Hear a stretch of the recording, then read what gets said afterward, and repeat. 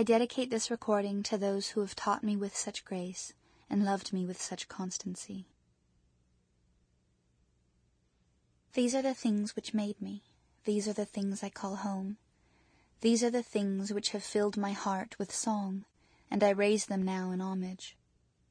My father and I riding until after dark, chasing cattle or startling eagles into flight, cooking on a coal stove, cutting meat with a dull knife, my hands raw from picking rose hips on the sea cliffs above Kachemak Bay, staring endlessly at the blue sky. I will return to you, Alaska, my beloved, but for now I am youth's soldier, chasing down an endless dawn. The slow migration of glaciers from a night without armor, Jewel. Chasing Down the Dawn was written primarily on the road during the Spirit World Tour. It is a series of short stories and vignettes written in hotel rooms, backstage holding pins, airports, buses, and quiet moments. I wrote some of the stories specifically for this recording, while others are excerpts from my journal.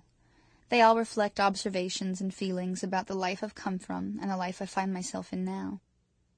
A variety of voices, time frames, and moods inhabit the stories. Echoes from the past and the child I have been, echoes from the future, and sketches of the present. There is no chronological structure. The writing reflects a stream of consciousness, like stepping into the rhythm of my mind, as it mirrors my life in a non-linear way. Much like a mosaic, when placed together, the many small pieces expose a view of my life in a larger sense, revealing a feel for my thought process, for my passions and motivations. On a private plane headed to Minneapolis. It is nearly winter. Summer has passed so quickly. Summer is the best time to be in Alaska. I remember those lovely summer months and lazy days, when the endless daylight beckoned us deep into the woods to lie on our backs and stare at the sky. Now it is cold and the hills will be covered in ice. Winter could be challenging. The long dark months confining us to our cabin, all our nerves growing raw from living elbow to elbow. Overnight the coal stove would burn out, leaving the house to absorb the rock-hard cold of the frozen yard. I'd open my eyes to discover that the picture window that overlooked the meadows was covered in paisley patterns of frost. On particularly cold mornings, I would wake to find my brothers sleeping soundly, a faint trace of white frost icing their eyelashes, where the white puffs of their breath had condensed and settled. There were fun times amid the chores and difficulties. A couple times a year we hitched our roan horse Nika to the sleigh and tied jingle bells to the sideboards, and my dad would drive us 2 miles through the snowy meadows to the road, where we'd wait for the bus that would take us to school and town.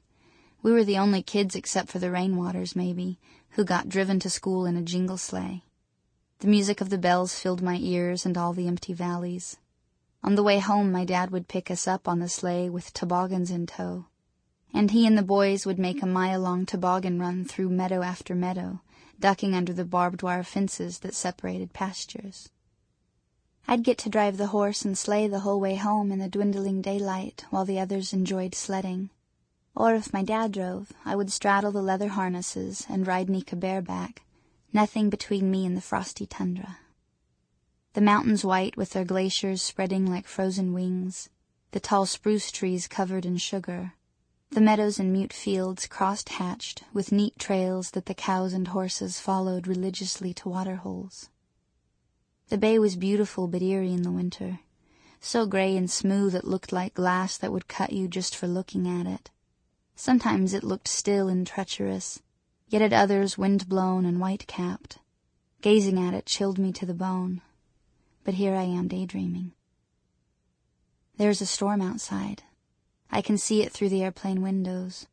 I'm on a very nice private jet that Target sent to take me to do a show for them in Minneapolis.